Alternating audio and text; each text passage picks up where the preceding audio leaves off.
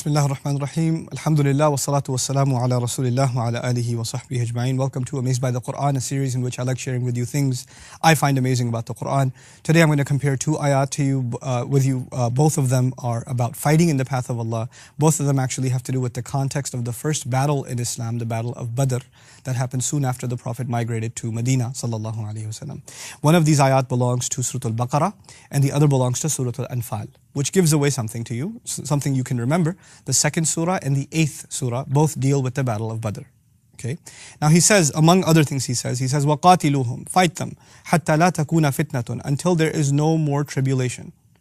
Fitna also means there's no more corruption. Okay, fitna is tribulation, when people are put in difficulty and tribulation, until there's no such thing left. وَيَكُونُ الدِّينُ لِلَّهِ, and وَيَكُونَ الدِّينُ لِلَّهِ, and the religion and the way of life belongs to Allah again. And it belongs to Allah. That's it. That's what he said in Baqarah. Similar expression in Anfal, he says, وَقَاتِلُوهُمْ حَتَّى لَا تَكُونَ فِتْنَةٌ, fight them until there is no more tribulation, no more trial, no more corruption. وَيَكُونَ الدِّينُ كُلُّهُ لِلَّهِ, and the religion in its entirety belongs to Allah. So in one case he said the religion belongs to Allah, and the other he said the religion in its entirety belongs to Allah. Now, peculiarly, they both have to do with the battle of Badr. But this I wanted to share with you for a couple of reasons. I don't want to give you a long lecture about when and when not is fighting in the path of Allah legitimate. That's a long subject. The simple point that I'd at least like to make on that note is that the Muslims have been expelled from their home unjustly. And they are now justified in fighting back from the homes from which they have been expelled without engaging in violence themselves. They are in every right to fight back for the home that they have been expelled from. Now, in that context, the Muslims are actually at that point very few in number with almost no military resources. And the enemy that's coming after them within 6 months is actually very powerful, well equipped, 3 times the size.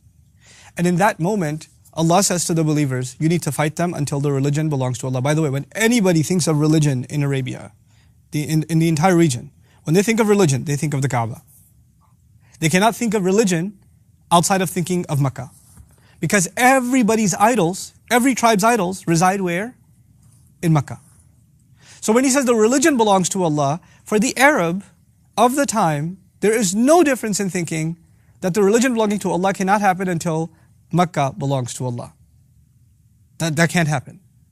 Now they're engaging in fighting, and Allah is saying, yes, you're fighting because you were kicked out of your homes, you're fighting because you've been oppressed, but you understand, you're going to keep fighting until the house is cleansed. You're going to keep fighting until the Kaaba is restored to its original legacy of Abraham. So fight them until there's no more tribulation. What is tribulation here? The tribulation of corruption that spreads from false religion. You need to get rid of these false religions in this region. وَيَكُونُ الدِّينُ لِلَّهِ, and the religion must belong to Allah. And until the deen belongs to Allah, the religion belongs to Allah. The cool thing is that this ayah in Baqarah is before the battle of Badr. That's the difference. The key difference is this ayah is before the battle of Badr. The Muslims don't even know how things are going to turn out. And they're already being told, you're going to keep fighting until the religion belongs to Allah. Then they engage in the battle of Badr. And Allah gives them victory in the battle of Badr. Completely unlikely odds, and the Muslims have been given victory. And then Allah comments again and says, remember what I told you in Baqarah? I'll tell you again now. Fight them until there's no more fitna. And the deen in its entirety belongs to Allah. Now when the Muslims hear in its entirety, after being victorious in battle, they're like, yeah, in its entirety. There's this motivational speech in Surah Al-Anfal where now the Muslims are empowered and they understand that Allah is not, if Allah said in the beginning, the religion in its entirety must belong to Allah, that would have been intimidating. But now that they've seen results, they've seen Allah's help come, their faith has been empowered, they're seeing that they can accomplish something, Allah actually ups the standards and says, not just the religion belongs to Allah, all of it belongs to Allah. We will cleanse the entire region of shirk. That's what we're going to do, you see. The principle here that I'd like to highlight, that's really the golden rule that's coming out of all of this, is that we must motivate people. But we shouldn't motivate them to the point where they get intimidated. We're going to change the world this year. Take it easy. Have milestones. Set yourself a target. Set yourself a goal. Be realistic about it. Motivate people to accomplish that goal.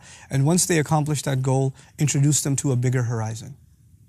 Then introduce them to. Don't just give people the entire horizon at once. No, give them a milestone. Do this. focus on this, accomplish this. And once they accomplish that, then show them the bigger picture. You see?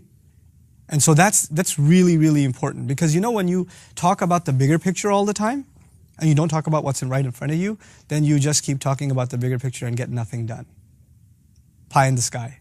Everything stays pie in the sky. You have to have immediate goals and you have to have long-term goals. And inshallah, once you accomplish some immediate goals, you become more empowered and more confident that you have the ability to accomplish and make changes. You've made significant progress. It's nothing compared to the grander goal. Obviously, Badr is just the beginning. There's a lot of challenges that lie ahead. But you are now feeling empowered that this is something that can be done. And so Allah brings along more motivation by saying in its entirety, the deen must belong to Allah.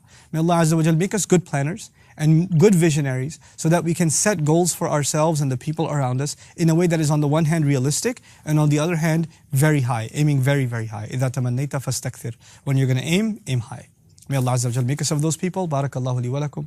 Wassalamu alaikum wa rahmatullahi wa barakatuh. Assalamu alaikum wa rahmatullah. If you enjoyed this video, please do share it with friends and family. If you want to see more videos from this series, click on the box at the top.